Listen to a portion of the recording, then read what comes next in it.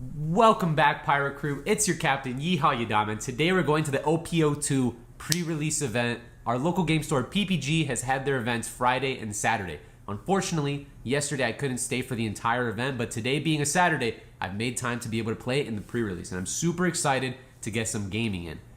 Only issue, it's first come, first serve.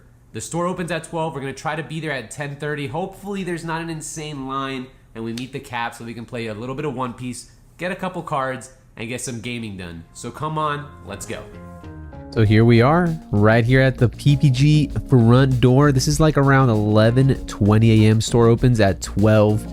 We got already like 20 people signed up and ready to go, guys. It was crazy. The One Piece fever was hitting hard here in South Florida. And here's just a better look. We had about 50 players at this event, literally almost maxed out. It was absolutely crazy.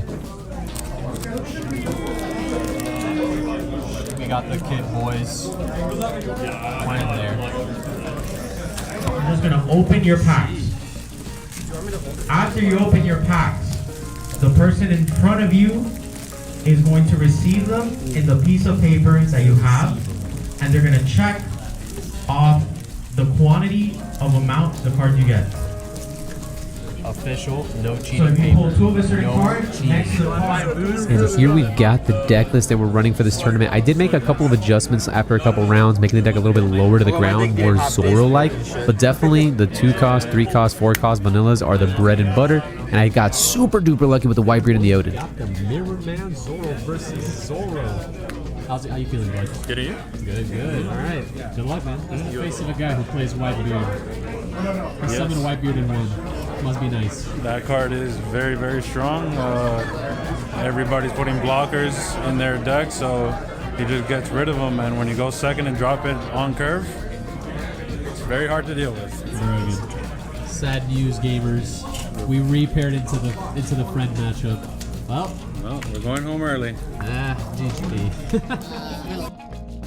Now, it wouldn't be the Yeehaw Yadam channel without at least some gameplay commentary. Now, I wanted to be a little bit different, make a more vlogging approach for this video, let you guys see more of the store and the community, but I gotta add some gameplay, baby. So this is our 4th round out of 7. Zoro versus Zoro. Up until this point, I played only Zoro. My last couple games were versus Kid, and I know Kid was supposed to be the most dominant deck in this format, but I don't know why, but I felt so much more relaxed playing against Kid. I literally had them at 0 life when I was at 4. Felt super good. So my opponent has a crazy good start, a 1 into a 2, just what you want in Zoro. I took the first hit, and then I'm gonna go here and a swing for 5, keeping up 4 Dawn, baby. He'll counter out of it with 1K, and then one of my very powerful 4-drop vanillas comes out, Jaguar D Sol. Yeah, so I think the vanillas are just, it's part of what you can do in a sealed format, because it's what you get the most of, right? You're guaranteed a good amount of vanillas. And what leader does really good with vanillas? Zoro, Uda, funnily enough, Sanji, but he's a 4-lifer, which makes him a little bit more spooky in this type of format. So that's the decks that really you saw a lot of, and obviously Kid, just because the leader is so unbelievably unbalanced. He's going to go ahead and 6 me here, then 6 after he goes up and plays a blocker. And I can't take this much damage this early, so I'll go all the way. I'll let him take me down to 3, but I'm going to be a little bit hesitant moving forward. But now I get a nice turn with Jaguar D Sol to just clear his board. So I'll go 5 at 4, fetching a 2K. I've noticed that, yes, I usually in Constructed, I want to go 2 above.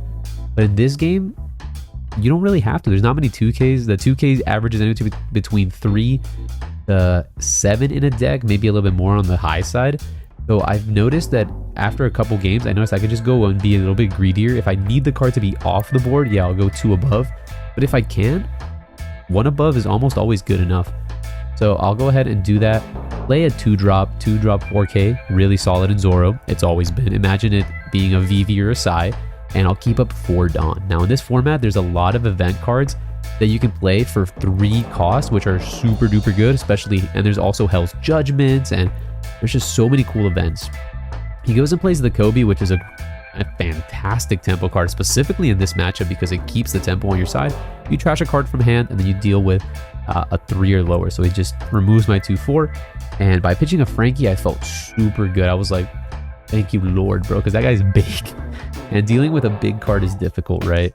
So as you can see here, he's going to go 9 at my Jaguar D Saw, and that's where you fetch one of these crazy strong cards, the 3-sword style Onigiri, and that's going to just summon out the Usopp, a 3-cost vanilla from the hand. And now we're starting to cook. So let's rev it up a little bit, right? So it goes back to my turn. I'm up to like 7 Dawn, 8 Dawn, because I went second, I believe. So I'll go 5 at face. No need for any sort of Dawn investment. He'll take this one, 6 at face. Will he take or will he combo out? So that'll fetch a Shiki. I'm cool with that. Not many more 2Ks that you have, and I'll drop a Monkey D. Luffy. So this Monkey D. Luffy, I loved this card during this event. So much so that I'm excited to experiment with the film cards in a law deck. But this card is so good. A 7-cost blocker, 7k blocker. Reminds me of Eustace Captain Kidd. Unfortunately, I wasn't able to make use of his effect and summon the Usopp because I didn't have any more film cards, but, you know, I can't really complain. So he's going to go ahead and drop a Honeydew here. King Dew is going to be really, really strong. 5-7. Good stats. He's going to go put 1 on Zoro. And let's see. He's going to put a lot of Dawn under the Flamingo. That's just going to fetch a quick block because that is a 6k. And then he'll go 6 at 6. And certainly we're not going to allow it. That Jaguar D Saw is going to turn sideways again. That's what's so good about these vanillas. It's so easy to defend. I'll go ahead and defend it right there. And it goes back to my turn. Now I have these big spooky boys staring at him. I believe my opponent's either at 3 or 4. We'll figure it out. So it goes back to my turn. This Flamingo, I'm not convinced is a threat. If he wants to go ahead and put 3 Dawn, which is like when you're at 10 Dawn, 33% of your turn, 2 Dawn, 20% of your turn, go for it, man. So these cards like that, I don't really want to commit into. I want to bait him to put Dawn under it. It's just not a real card. So I just completely ignore it. Go 7 at face. He takes. Go 7 at face again. He takes. So he's now down to 2 life, I believe. And now I go 9 at face. That's going to be really tough to combo out of. He takes that one, and now he's down to 1 life. And I have all his Dawn to work with. I'll go ahead and play a blocker, keep up 3. And we're in business, right? So this blocker will deal with the Dew. The 3 should, threaten some sort of event play, which it will deal with something. And then our Monkey D. Luffy shall be able to deal with the rest. And then we'll turn sideways the next turn, right? That's the game plan. And even though I had a really slow start, my big vanillas were able to just close out that game. It's very easy to take over with these cards because they're easy to defend and easy to attack, right? The 6-costed vanilla just becomes a 7 with Zoro. 1 Dawn on Usopp is a 7. It's just well statted. I'm gonna go ahead and put 1 under Honeydew, 1 under the Kobe. I don't know, I keep calling him Honeydew, but I'll keep it. So Dew's gonna go ahead and come at my Jaguar D Saw, and like I said, the blocker's just gonna deal with the Dew. And then he's deciding really what he wants to do with the rest of his turn here, right? Right now that Kobe is at 6k. It can contest the Dew, but if you really need it off the board, you can go 6 at 6, right? I'm showing 3 cards in hand. Also, shout out to Penny Sleeves because I didn't want to sleeve my deck in sleeves. So he'll go 7 at 6. That'll fetch out a Hell's Judgment, which is a hell of a card. Yeah, not trying to be punny, but that card is crazy, right? So I'm gonna go ahead and minus the Kobe and minus the Zoro.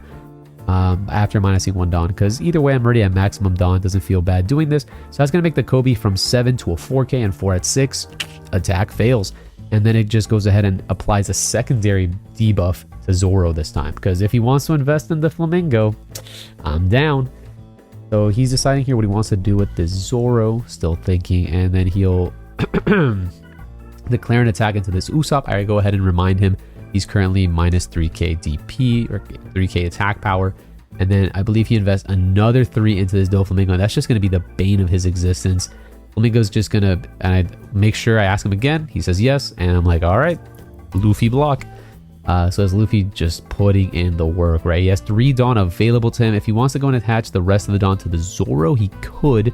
But remember, at this point in time, Zoro is just a 3k. So the best he can do is become a 6k, which only contests the Usopp and Saul. And I'm cool with it. I have 4 attackers to 1 life, and he's just in a really sticky position. Even though he has a lot of cards in hand, this game is... The cards in hand are kind of fake because they're usually 1ks. He drops a Jinbei, which is just... maybe it'd been better to keep in hand because he's just another 1k combo, because I'm going in.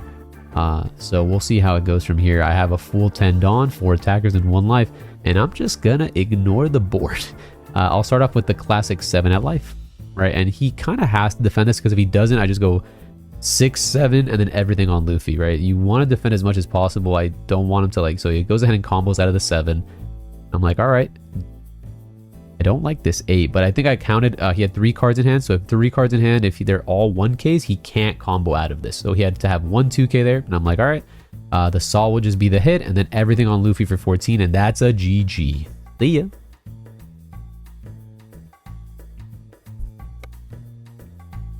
Rodriguez and Fernando Freeman free. Baby, like I said, round 5 versus this guy, another gamer. But he's actually playing Eustace Captain Kid. That's the first Captain Kid of the day. Really? Good luck. All right, baby, last round. We climbed finally to table 2, but we couldn't make it over here. Those guys are gamers. We're not All gaming. right. Well, good luck, man. Same to you. Gaming! Woo! And we're back from pre-release, guys. And I think we were able to take this boy home. We brought Smoker all the way back from the market, which is exciting. Love that for us. But it was a long day. It is currently close to midnight, and we were there literally before the store opened just to make sure that we were at the event. It was 50-something players, so it didn't cap out. They were trying to cap out at 64, and top 8 was guaranteed a Smoker. We ended up going X1, which is pretty darn good. Can't complain. Our deck was very broken, but we got X1 super early. I think we lost our 2nd round, so I was already tilted early. You know what I'm saying. But definitely the best of 1 format and sealed could be a little taxing. But fortunately we were able to take it. This was a locals at PPG, and they decided to go, you know, they followed the sealed format perfectly. If you saw earlier in the video, that sheet of paper, they made it so that the person you sat in front basically checked that every card that you played in your deck was on that list. So we registered every person's release deck. That way, no cheating, no people can have outside decks, anything like that, which I thought was really, really cool. It's kind of lame. It felt like homework, but it ensured that it was fair and safe, and I really liked that. I had never done anything like that before, and it was pretty smart, so kudos to them. So here are my final thoughts, closing thoughts on the pre-release.